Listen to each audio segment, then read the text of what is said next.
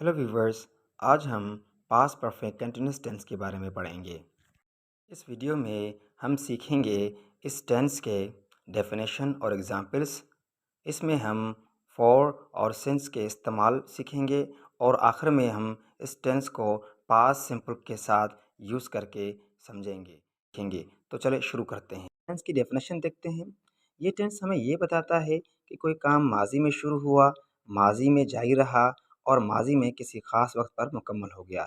मतलब कोई काम माजी में शुरू हुआ, माजी में जारी रहा और एक ख़ास वक्त पर वो काम मुकम्मल हो गया। इस टेंस को हम एक चार्ट के ज़रिए समझने की कोशिश करते हैं।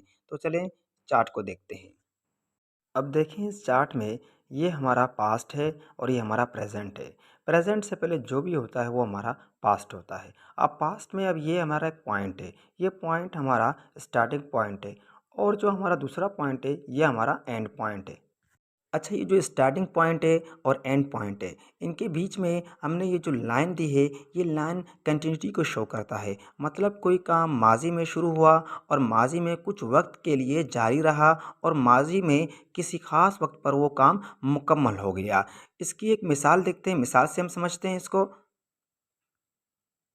She had been making tea for an hour. अब देखिए इस टेंस में हमने जो हैड बीन यूज़ किया, ये हमें पास्ट परफेक्ट कंटिन्यूअस टेंस की निशानी को ज़ाहिर करता है और लास्ट में हमने फॉर एन आवर यूज़ किया है। इसका मतलब ये है कि ये काम 1 घंटा पहले कुछ वक्त के लिए जारी था। जैसे ही वो 1 घंटा आ गया हो गया, वो काम मुकम्मल हो गया। अब देखें जो हमने एंड पॉइंट है वो इसमें क्लियर शो तो नहीं है। एंड पॉइंट के लिए आपको पास्ट सिंपल का यूज़ करना पड़ेगा इस टेंस के साथ, तब वो क्लियर हो जाएगा। ठीक है, तो चलो हम पास्ट सिंपल टेंस का इसके साथ इस्तेमाल करते हैं। Past perfect continuous plus past simple. अच्छा, एक और वीडियो मैंने अपलोड की है past perfect tens plus past simple. इसमें हमने पास्ट परफेक्ट टेंस के साथ पास्ट सिंपल का मैंने यूज़ बताया है, तो ये वीडियो आप लाजमी देखें। अब इस मिसाल देखते हैं। The gardener had been watering the plants before it started raining.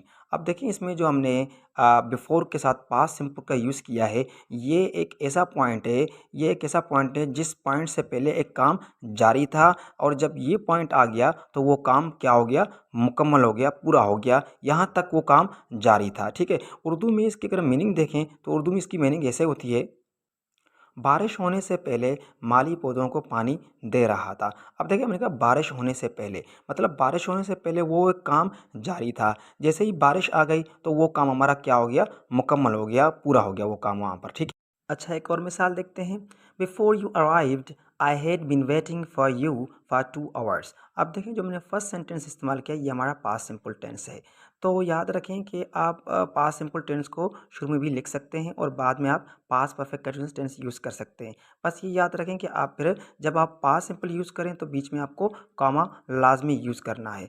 अब देखिए इस टेंस का क्या मतलब हो गया। अब ये कह रहा है कि मैं 2 घंटे से वेट कर रहा था। अब माजी में एक काम शुरू हुआ, 2 घंटे हो गए, 2 घंटे तक वो वेटिंग जारी रही। जब वो बंदा आया तो वो उसकी जो वेटिंग है वो क्या हो गई, मुकम्मल हो गई। तो ये जो हमारा बिफोर यू अराइव्ड है ये हमारा एंड पॉइंट है। ठीक है, और बीच में हम जो फॉर 2 आवर्स की हमने लिखा है ये हमारे कंटिन्यूटी को शो करता है। अच्छा, अब देखिए हमने यहाँ लिखा है फॉर 2 आवर्स। आपको पता है कि इस टेंस में हम फॉर और सिंस का इस्तेमाल समझते हैं, पढ़ते हैं।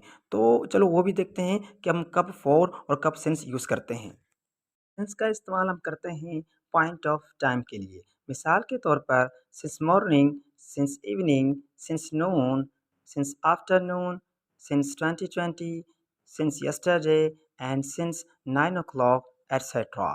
फॉर का इस्तेमाल हम करते हैं पीरियड ऑफ टाइम के लिए।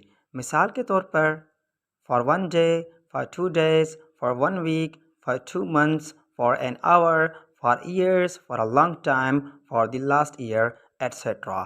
ये सिंस और फॉर का इस्तेमाल है। देखिए फॉर में हमने जो नंबर दिए हैं 1 2, तो याद रखें फॉर के इस्तेमाल में ये आप हमेशा नंबर का यूज़ करेंगे। जो सिंस है वो पॉइंट ऑफ टाइम को शो करता है। अच्छा, इनकी एग्जाम्पल देखते हैं। अब देखिए ये 2 सेंटेंस है। फर्स्ट है she had been washing clothes since morning. दूसरा है she had been washing clothes for 2 hours. अब देखिए जो फर्स्ट सेंटेंस है हमने इसमें सिंस मॉर्निंग का इस्तेमाल किया है और जो दूसरा सेंटेंस है उसमें हमने फॉर 2 आवर्स का इस्तेमाल किया है।